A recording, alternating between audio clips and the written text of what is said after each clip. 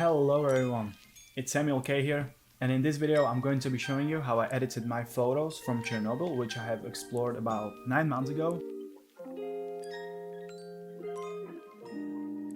Maybe give you some tips and hints how to get a moody type photography if you want to shoot some moody type style of photography, and also give you some tips and hints in general photography, how you can edit in Lightroom. Don't you forget to shoot in a RAW format so you can clearly and easy manipulate the photo.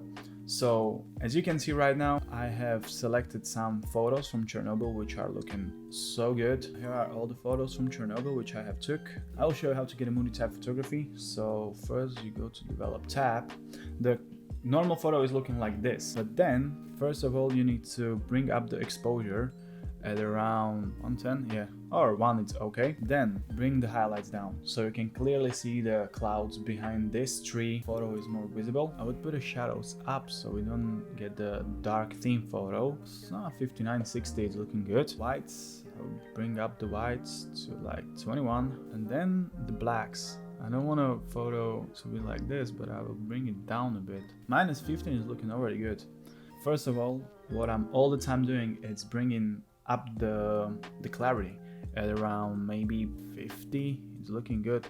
Most of the photographers are not doing this because they are saying the clarity is running up the photos, but in my case this photo is looking already good. In this curve, as you can see, bring it down a bit and bring this up, bring this angle up. We'll get this faded tone, as you can see, and the photo is looking good to be presented, to be posted up on Instagram, in your portfolio. And it's also the case of my preset, which is Moody Saturated. I haven't been doing anything with this line in tone curving, but it's looking already good. So imagine you took a photo which is so dark in RAW format and you want to get it to moody photography. You have this photo which is looking so dark, but first what you want to do, bring the exposure up.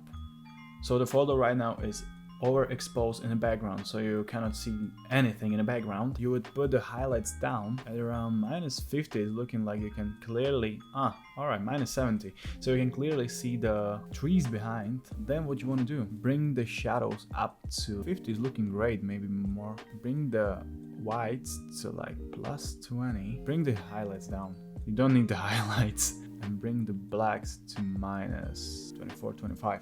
This photo is looking already so much better, as you can see.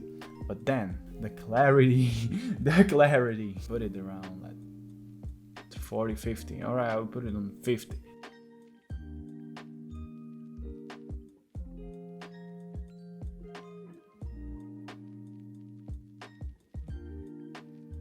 So you can get a photo which is looking so dark in the before and after, which is using, oh my god, this photo is amazing to use right now. And then what you want to do is bring the vignetting down, as you can see right now.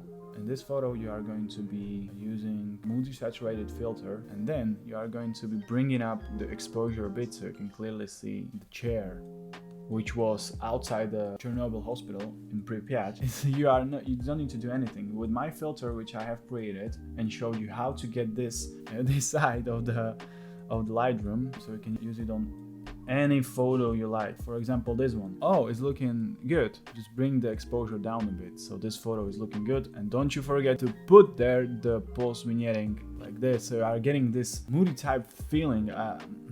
For me, the clarity is doing so much in this. And don't we forget about this photo. I've been to amusement park in Pripyat, which is abandoned for over 30 years, and I was shocked, and I was like, first what I did, I put out my camera and I started shooting. So the photo I took is looking like this. I put my Moody Saturated filter and the photo was looking so good, but then I was like, bring the shadows up a bit so we are not going to get a dark feeling, and then bring the exposure up a bit.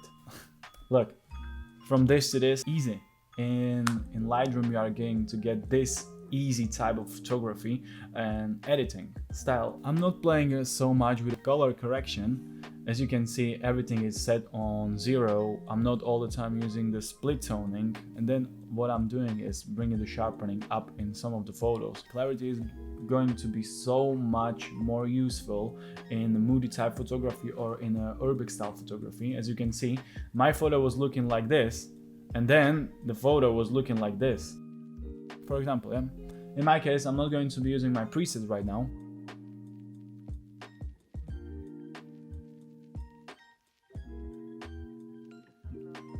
And you can clearly see what I have done with this photo. Put the vignette down a bit, and this photo is looking so good without any filters that I would use. Yeah, so you can clearly see photo sharp, colors are as it was shot, and I wanted to show it to the people.